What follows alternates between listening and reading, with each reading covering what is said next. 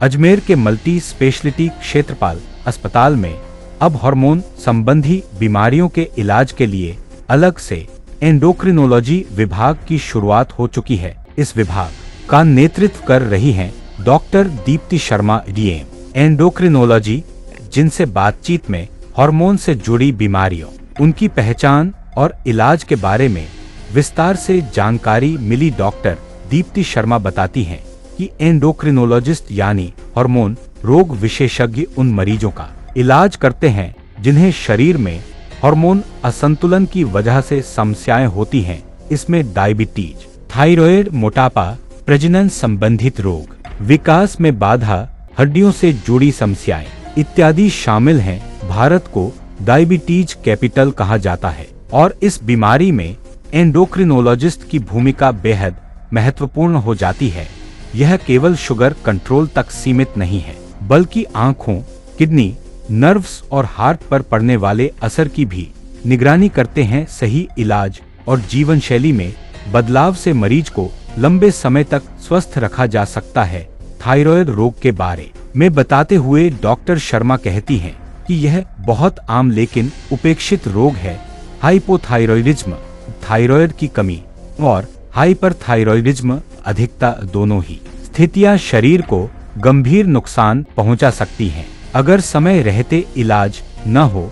आजकल बढ़ते मोटापे को लेकर भी लोग चिंतित हैं। डॉक्टर शर्मा बताती हैं कि मोटापा सिर्फ खानपान की गड़बड़ी नहीं, कई बार यह हार्मोनल असंतुलन का नतीजा भी होता है, जैसे कि इंसुलिन रेसिस्टेंस, थायराइड या कशिंग सिंड्रोम। वजन बढ़ने के पीछे की असली वजह को जानना बेहद जरूरी है। महिलाओं में पीसीओएस, पॉलीसिस्टिक ओवरी सिंड्रोम, अनियमित मासिक धर्म, इनफर्टिलिटी और मेनोपॉज संबंधी लक्षण आम हैं, जिनका इलाज एंडोक्रिनोलॉजिस्ट द्वारा किया जाता है। बच्चों में हार्मोन से जुड़ी बीमारियों की बात करें तो कम कद, समय से पहले यौवन, अर्ली प्यूबर्टी या देर से यौवन आना, थायराइड या एड्रिनल संबंधी रोग शामिल हैं। यदि बच्चा उम्र के हिसाब से विकास नहीं कर रहा हो या व्यवहार में बदलाव दिखे तो विशेषज्ञ से संपर्क करना चाहिए। डॉक्टर दीप्ति शर्मा यह भी बताती हैं कि जब कोई व्यक्ति अचानक वजन बढ़ने या घटने लगे, थकावट, अधिक पसीना, नींद न आना, अनियमित मासिक धर्म या बाल झड़ने जैसी समस्याओं से जूझ रहा हो, तो उसे हार्मोन रोग विशेषज्ञ की सलाह अवश्य लेनी चाहिए। डॉक्टर दीप्ति शर्मा से परामर्श लेने के लिए मरीज अजमेर के मल्टी स्पेशलिटी क्षेत्रपाल अस्पताल के एंडोक्रिनोलॉजी विभाग में संपर्क कर सकते हैं। विभाग के समय ओपीडी शेड्यूल की जानकारी के लिए अस्पताल हेल्प डेस्क से संपर्क करें। यह नई सुविधा अजमेर वासियों के लिए बड़ी राहत है, जिससे अब उन्हें जटिल हार्मोन संबंधी बीमारियों के इलाज के लिए बाहर नहीं जाना पड़ेगा। जी मैम, आपका इंट्रोडक्शन बताइए। नमस्ते, मेरा नाम डॉक्टर दीप्ति शर्मा है। मैंने अपना एमबीबीएस कस्तूरबा मेडिकल कॉलेज से किया है। उसके बाद मैंने अपना एमडी जनरल मेडिसिन और DM endocrinology SMS medical college Jaipur से किया है। मैम, मेरा पहला सवाल है, एंडोक्रिनोलॉजी या हार्मोन रोग विशेषज्ञ क्या होते हैं और कौन से मरीजों को परामर्श एवं इलाज देते हैं? एंडोक्रिनोलॉजी या हार्मोन रोग विशेषज्ञ एक स्पेशलिस्ट ब्रांच है जो सारे हार्मोन रिलेटेड बीमारियों का उपचार और ट्रीटमेंट करते हैं। हार्मोन हमारे खून में ऐसे पदार्थ या केमिकल सिग्नल्स होते हैं जो हमारे शरीर की डे टू डे फंक्शनिंग को कंट्रोल करते हैं, चाहे वो हमारी भूख हो, हमारा वज़न, हमारा हाइट, हमारा बीपी, हमारा शुगर या हमारे अन्य ऑर्गन्स जैसे हमारा दिल, दिमाग, हमारी हड्डियों की तंदुरुस्ती में भी हमारा हेल्प करते हैं। हार्मोन की कमी या बढ़ने से काफ़ी लक्षण आ सकते हैं और उसी के लिए आपको एक एंडोक्रिनोलॉजिस्ट से मिलना चाहिए।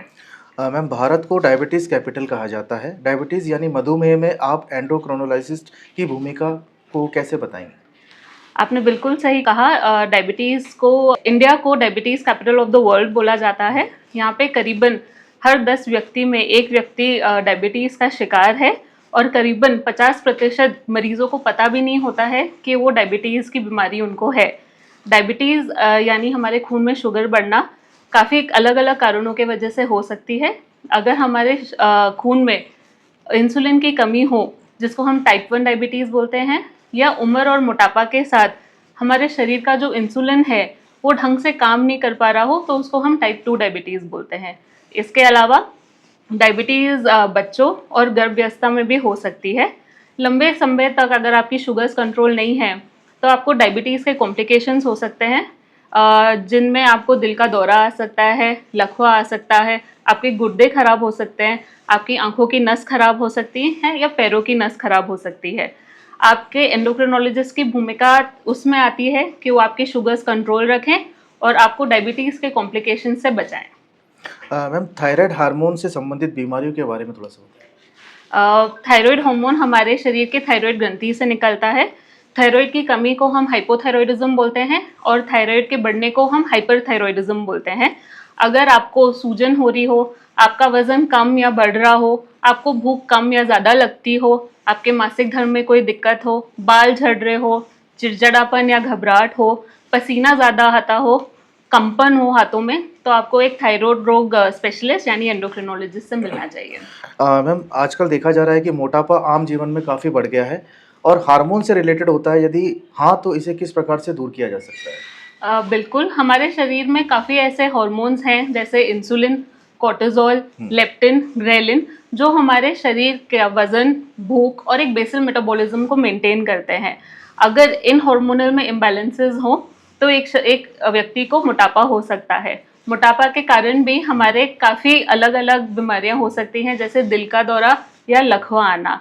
अगर आपको मोटापा है, सबसे पहले अपने हार्मोनल इम्बैलेंस की जांच करवानी चाहिए और उसके अलावा हमारे पास अभी अच्छी दवाइयाँ हैं जिससे हम आपका वज़न कम करने में आपका मदद कर सकें।